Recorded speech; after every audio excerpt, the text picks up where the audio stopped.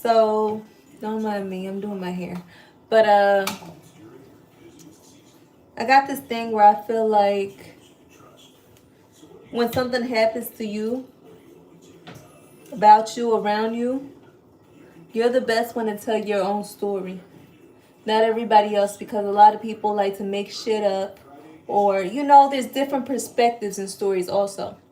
The reason why I'm saying this is because a lot of shit has went down in my life, and a lot of people had their own opinion about it because I didn't really say everything that happened. So all they could do was assume or go by what they heard from other people when other people put their own spice on it. You know what I'm saying? Everybody cooks the same meal, but everybody put their different spice on it, right? So my life and my story is best told by me, and that's how I feel. So, story time. That being said, let's get into it. All right, y'all. So, uh, I've been divorced for next February will be 7 years. So almost 7 years. We're in November now. We're getting there. Um, I was married for 10 years. The whole time I was married, first of all, me and my family never really been that close. I was close to my sisters at one period of time when we were younger. Uh, shit happened. Shit happened, and for a few years, my younger sister was my best friend. A lot of shit went down with that. Then my older sister became my best friend, the person I could trust. She was the only one in my family that I actually talked to. After a while, after I seen a lot of shit and realized a lot of shit and know that everybody isn't for me, just because they're blood don't mean they're really family. That's how I feel. Say how you feel, and that's how I feel. But yeah, so when I was married, my oldest sister was the person I went to vent, to talk to shit about. She was the person I trusted the most. She was the last person in my family that I spoke to because everybody else was cut off. But that came to an end. I don't know how it started. I don't know what happened in between. But when I got divorced, I ended up getting behind on my bills. I ended up having to leave. I was living in Georgia. I moved to New York. And I had to leave my kids with my ex-husband because I did not have a plan, and I did not want to be that type of mother to just take her kids with her because I want them with me. That's very selfish. I don't want to put them in a situation if I don't even know my situation. So that's what happened with that. So I ended up going to New York by myself, exploring my life, figuring out who the hell I am, because for 10 years all I known is that I was a mother, I was a wife, and I was a soldier. That's all I knew about me. That was it. So now that I wasn't a soldier or a wife anymore, I needed to figure out who I was. So that's what I was doing. The whole time I was in New York, I was talking to my older sister like every day. Every day. How old am I? How old do I look?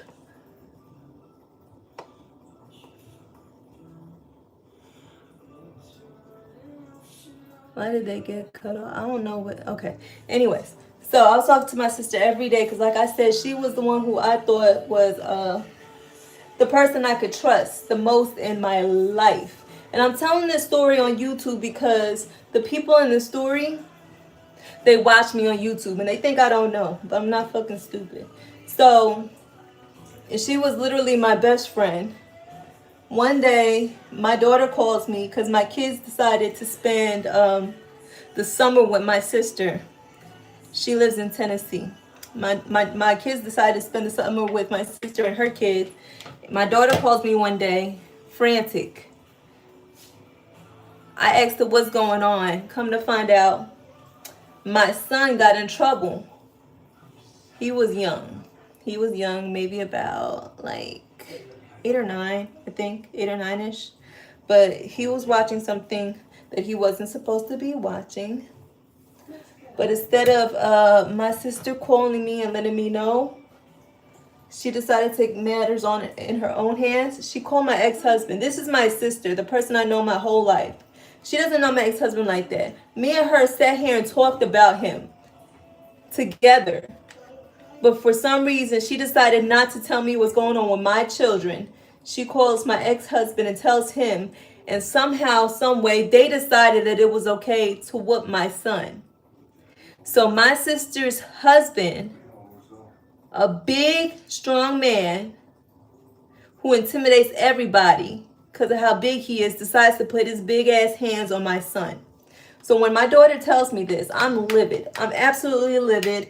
I'd say, put your aunt on the phone. I'm talking to my sister, and my sister don't see nothing wrong with it.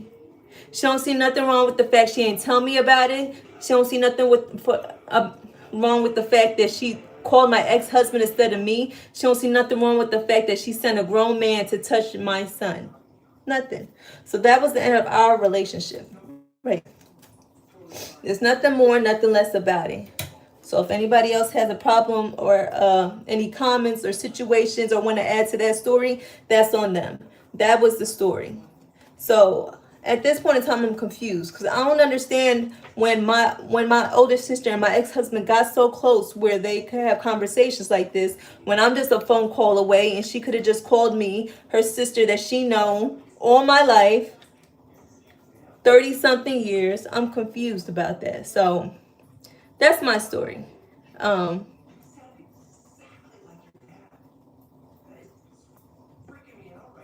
people. So I never went live on YouTube before. This is my first time. I'm really excited about this. But yeah, y'all check out my page. I think I'm gonna do more lives. I'm gonna go live more often. I'm gonna talk about different things, and I think I want to set up a situation where it's like Ask Jen. Ask Jen, why not? I think we all need advice in our lives. Or we don't. Whatever. If you just want to talk, you want to say hi, you want to chill, we could be sipping some wine. Why not? We could have a wine date. But yeah, that's my story. So ever since then, I haven't spoke to my sister, my oldest sister, in years, and she was my best friend. So it does hurt. It does hurt. But I know God puts situations in your face so you could actually see what's going on. So ain't no telling how long they've been talking, or they've been friends, or they've been, I don't know what's going on. But now I feel betrayed because this is the person I spoke to about my whole life. I didn't hold nothing back from her. So ain't no telling if she was going back and telling him my information or what. At the end of the day, I stand alone. I'm a strong person and I could do that. But sometimes I do miss my family, but not enough for me to break my peace. Yeah, that's all I gotta say, you guys. I'm gonna go live again probably a little later. I love y'all. Stay blessed, a little less stressed, and know that I love you. I pray that y'all love yourselves and know that he loves us most of all. Bye, guys.